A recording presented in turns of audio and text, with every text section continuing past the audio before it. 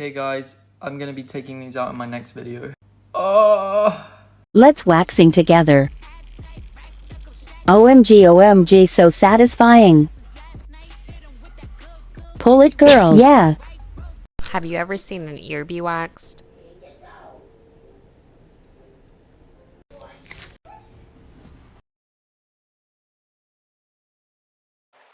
Wax University! Alright, I'm gonna show you how to make a big wax strip. So let's just get into it. Alright, first thing first, we're gonna need some stick. Aggressive as fuck. Anyways, you're gonna need 2. Start stirring the wax and don't forget to break your wrist. Make it go forward with the wax and scoop up just like so. Keep twisting and turning and like for part 2.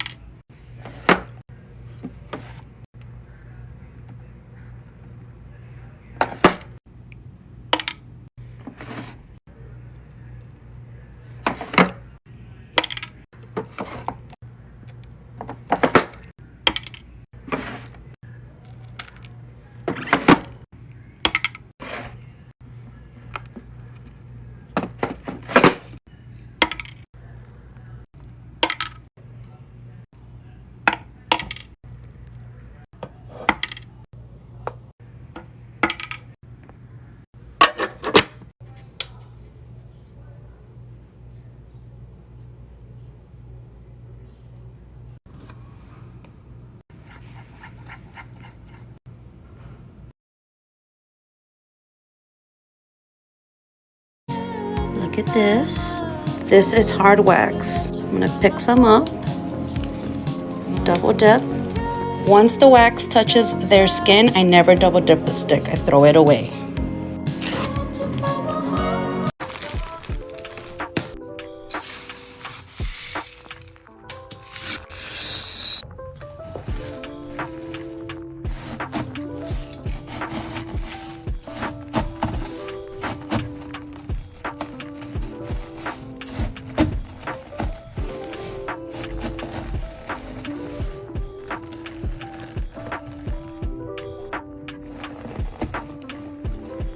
My partner of over 3 years has been living with me for the past 18 months. We're in our 30s, happy, and talk about how this is it for us, relationship-wise. There's just one problem. He doesn't want to get married, and I really do. Marriage is important to me. However, after many long discussions, I realized that I love him enough to stay and take marriage off the table, even though I really want it. Now here's the issue. I got paperwork for my insurance a few days ago, and I made a joke about how my parents are going to be really comfortable if I die, especially in an accident, because of my insurance policies and the added accidental death insurance I have. My boyfriend and I got to talking, and he mentioned how I should really change my beneficiary to him. I said no, absolutely not. I told him I would never make anyone who isn't blood or legal family my beneficiary. I said I would add him in the future if one day he decided he wanted to get married, but as it stands now, my insurance will remain as is. I also told him I wouldn't add him to the title of my house without marriage because I bought it before we got together and I own it. Now he thinks that I'm an asshole for holding marriage as a bargaining chip. We don't have to get married, but I'm not comfortable tying my finances to him without it. So am I wrong here? So when I was younger, the girls in my school liked guys who play sports. And well, I was the music kid, so I didn't get that much attention. So I went to my oldest brother for a little advice. Yo, bro, you gotta be straight up with these girls. So I tried the straight up approach. Yo, straight up, I like you. Give me your number, girl. She gave me her number. Wait, there's only 6 numbers here. Dang, sometimes you gotta act like you don't care. Girls want what they can't have. So I tried the I don't care approach. Hey, Desmond. Yo, girl, I don't care about all that. I only care about your number. Is you gonna give it to me?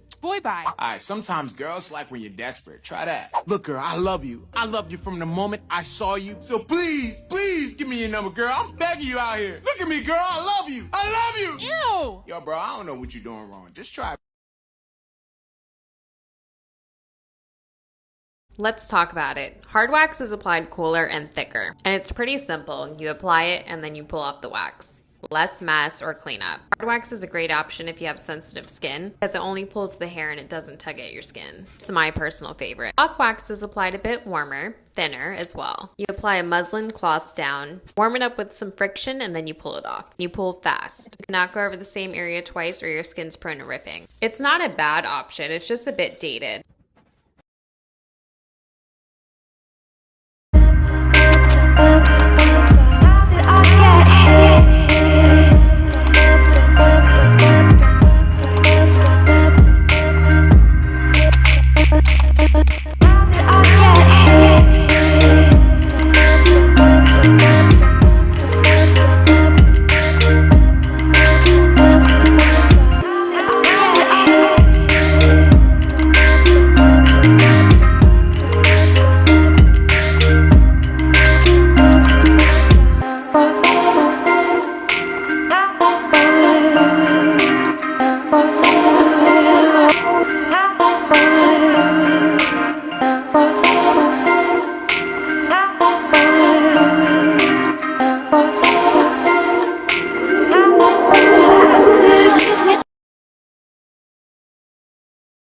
My thoughts while waxing. Yes, I love back waxes. They're so satisfying. This wax is so pretty. Wow. Rip. I love my job. And wedding, you the type I wanna marry and keep you married. I put the ring on when you ready. Ooh, that felt like Velcro. Must make a perfect strip. You give me energy, make me feel lightweight, like the birds of a feather, baby. Get in my ladies' hot girl summer ready. Hard to keep my cool when other bitches try to get with my dude and look at that smooth back. Purr.